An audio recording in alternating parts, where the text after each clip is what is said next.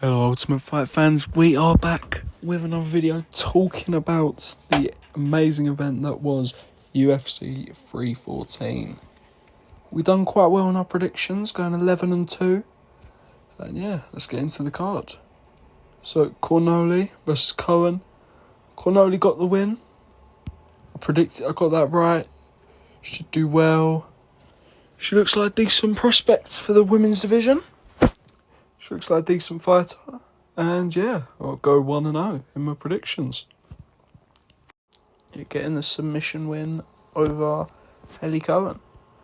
Now up next we had one of the best fights of the night. Marco Tulio versus Tresean Gore. A huge win for Marco Tulio. Getting a TKO win. I think some people did disagree with the stoppage and said it might have been a bit early. I don't think so. He dropped Tresean Gore multiple times, kept rocking him. Gore wouldn't give up, but yeah, if the ref didn't stop it, it would have been too much damage for Gore. And yeah, it was good referee in there. And Tresean Gore, he's got a loss. Tulio is doing well now in the UFC. Looks like a real danger at middleweight. He looks like a middleweight version of Mauricio Rufy, to be honest. The flashy kicks, the great crisp striking. Tresean Gore's still a decent fighter. He landed some good strikes. He's got some good power behind his hands, but Marco Tulio is just levels above. Next we have probably the worst fight of the night. Mitch Raposo versus Sumudaerji. Sumudaerji is so big compared to Mitch Raposo. Mitch Raposo just didn't want to engage. Almost the whole fight, he just spent circling around the octagon, throwing a leg kick every now and again, but not really trying to engage with Sumudaerji. Sumudaerji's striking was nice, crisp, and he definitely got that win. And yeah, another win for Sumudaerji. Mitch Raposo, is he UFC caliber? That's the question. I'm not sure. And up next we had Mikhail Olechechuk versus Cedric Dumas in an early prelims fight. Cedric Dumas got finished in round 1 by Mikhail Olechechuk. Since joining the Fighting Nerds, Olechechuk looks like different levels to what he was before. As soon as you put on them Fighting Nerd glasses, it's like you become invincible. Is Cedric Dumas UFC quality anymore? It's a big question. He's not looked great. Getting finished by Olechechuk, who's not like the best of the best fighter. He's a strong fighter, but he's not the best of the best. Dumas picks up another loss. And what's next for Olechechuk? He did look decent there, so he could get a decent fight next. And yeah, thanks to the Fighting Nerds, he has come back. And now, probably the saddest fight of the night. It was just so weird and awkward to watch. It's just a really uncomfortable fight. Darren Elkins versus Juliana Rosa. And Juliana Rosa got the win. Just dominated Darren Elkins the whole fight. Like, Elkins just looked like a drunk uncle. Just literally getting hit and just wobbling around the whole fight. But he wouldn't quit. But enough was enough. And it was about time that the ref had to step in. And Darren Elkins, you've had a good career. I think it's time to hang up the gloves now. Juliana Rosa gets the win, and I still have not got a prediction wrong in this card so far. I've got all of the early prelims right so far, and now the first prelim I've got right. And up next, Chase Hooper versus Jim Miller. Very good wrestling match, and I was very impressed with Chase Hooper. He answered the questions. He was able to survive. He showed elite wrestling, great submission attempts. He has quality on the ground, and he actually showed some good striking. He landed some good, crisp strikes, which people thought would probably be Jim Miller's best chance at getting the win. Miller had some good guillotine chokes in, but Chase Hooper would not quit. Chase Hooper is a real problem in the lightweight division. Some crazy submission attempts that looked very uncomfortable that Chase Hooper was locking in. And yeah, that is a very good prospect for the lightweight division, Chase Hooper. Remember the name. Sticking with the prelims, we have a big women's MMA fight. Virna Jandiroba versus Yan Xiaonan. And this looks like it should be a women's number one contender title fight. And Virna Jandiroba beat Yan Xiaonan. I've got another prediction right here. And yeah, Virna Jandiroba just dominated on the ground. Yan Xiaonan, when they was on their feet, had obviously the much better striking. But when Jandiroba got Yan Xiaonan on the ground, she had some great submission attempts. And Yan Xiaonan got saved by the bell a couple of times. Well, she got saved by the bell at the end of the first round. But Virna Jandiroba, very good on the ground. She could be a problem for the women's division. Women's MMA, watch out. Does she beat Zhang Weili, though? I mean, I'm still going to back Zhang Weili. But that could be an interesting fight if Jandiroba gets her on the ground. And I think she's probably the most deserving of the next title shot at Zhang Weili. In that division, at least, unless she gets a Shevchenko fight. Probably has to be Jandiroba. And up next was a fight that really left a sour taste in people's mouths. Dan Ige versus Sean Woodson. This was the first fight that I got wrong on the card. I backed Sean Woodson to get the win, and Dan Ige got the TKO win. But the stoppage was horrendous. No way should the ref have stepped in there. He stepped in just after Sean Woodson was getting to his feet. It just didn't seem right. It was a good fight, and it had been an incredible card up to this point, but this really just damages it. Like, a poor decision from the judge can really damage someone's career. Sean Woodson would have been ranked after this win if he would have managed to get it. Even if he didn't and he just lost by decision, it would have looked a lot better by getting finished. It's not the best look. And yeah, Ige was winning 2-0 on the scorecards, it's been revealed, by all three judges. But which is a bit controversial as well. But yeah, Dan Ige gets the TKO win over Sean Woodson. What can he do? And yeah, Sean Woodson still looks decent, but Dan Ige's shown he's still got hands. Even with that huge size difference, he's showing that he's still got it. But yeah, that is my first prediction wrong so far. Wow, there's not much to say about this next fight.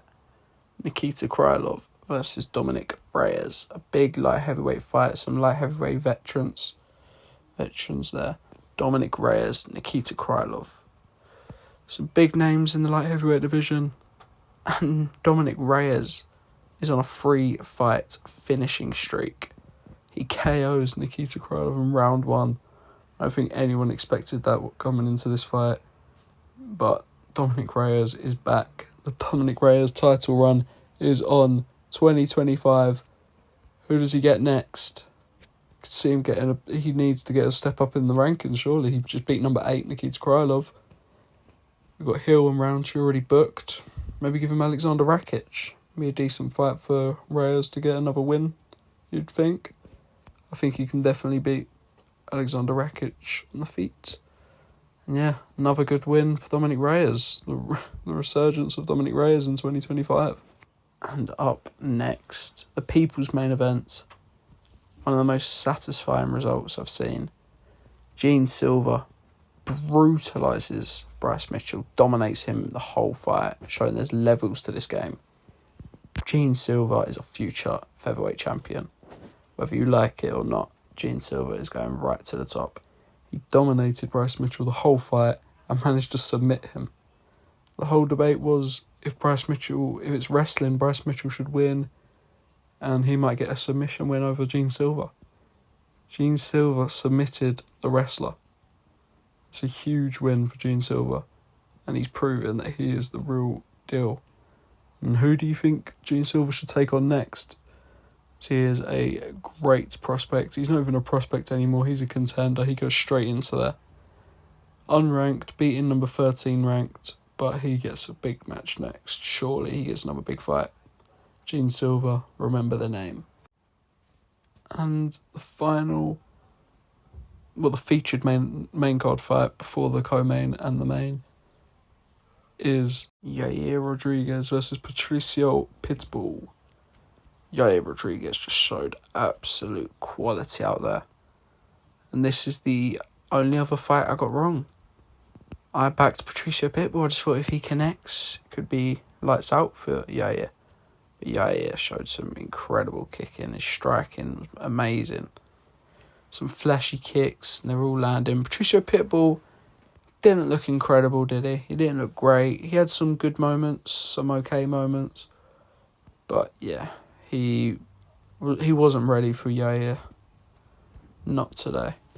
Yair Rodriguez is he's showing that he's still got it at featherweight. He's not been as good lately, but he's showing that he's back and he can fight still and compete. And after the fight, he called out, he wanted the title shot. He wanted Volkanovski. Does Yair Rodriguez deserve the title?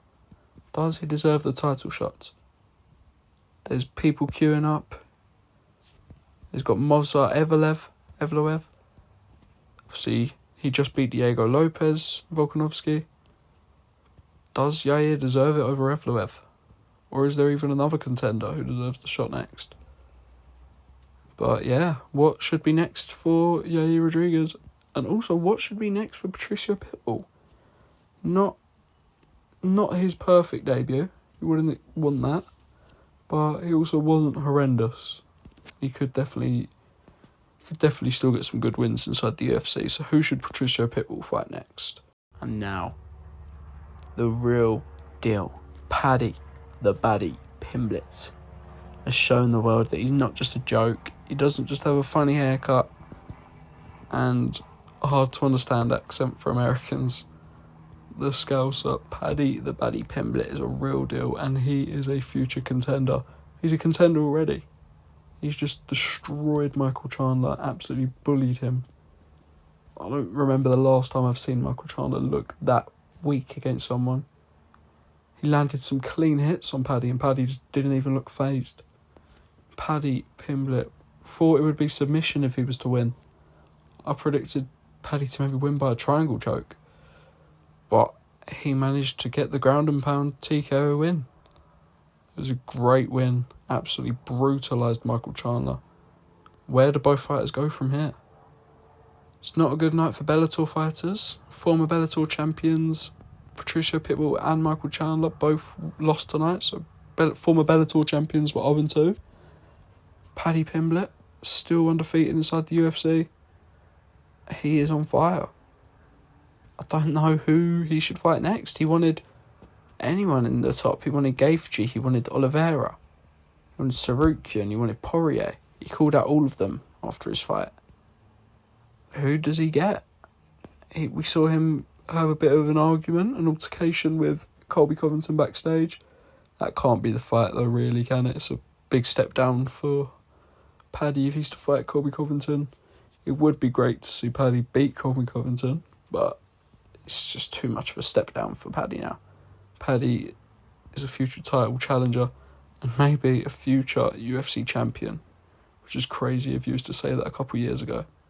But Paddy the Baddy is the real deal. He showed he's got everything tonight. He is the real deal. Last night, he proved it.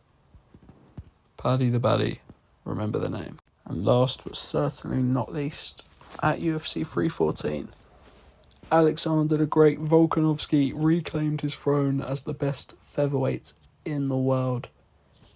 And he done it as a 36-year-old fighter. The first 35 or older fighter to win a title in welterweight, in any weight below welterweight.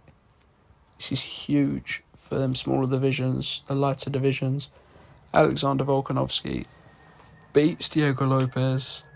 He done it quite comfortably. Lopez had some good moments. Lopez missed a bit of killer instinct. He got some good hits in, and he hurt Volkanovski at certain points, but he didn't follow up enough. He looked a bit scared to throw when it got to them later rounds.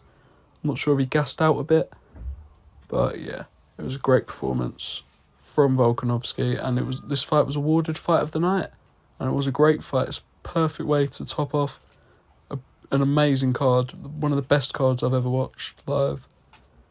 The best card we've had since UFC 300, definitely. Has to be. What a card. Volkanovski showing that he is back. Old man Volk is champ, and he wants to have a quick turnaround. I think he was saying around about July he wants to return. And who should he fight next? Yair or Evloev? Or is there someone else you think he should challenge? But what a card, what a fight, what a night. Volkanovski defeats Lopez, great striking, and he just showed that experience and the quality. Diego Lopez will definitely be a champion again in the future. Well, he will definitely be a champion in the future, or at least get another big shot. But last night was not his night. It was against Volkanovski. He's just got all that experience at the top level. And Volkanovski is, once again, your featherweight champion. And these were my predictions going into UFC 314. We went 11-2 on our predictions. I'm very happy with that. And the 2 fights I got wrong was Sean Woodson. I backed him to beat Dan Ige. And Ige got the win in a controversial stoppage. And I backed Patricio Pitbull to beat Yair Rodriguez. And Yair just turned up today. He turned up for the fight and he was brilliant. And yeah, let me know how your predictions went. What was your fight of the night? And who you want to see Gene Silva, Paddy Pimblett and Volkanovski face next.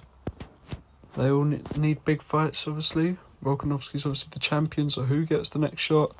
Who does Paddy get in his run to fight for the title? And who does Gene Silva fight in his first fight inside the rankings for himself? Thank you all for watching. We had a great pay-per-view, one of the best pay-per-views we've seen in a while. And yeah, thank you for watching. Don't forget to like and subscribe. And Ultimate Fight fans, we are out.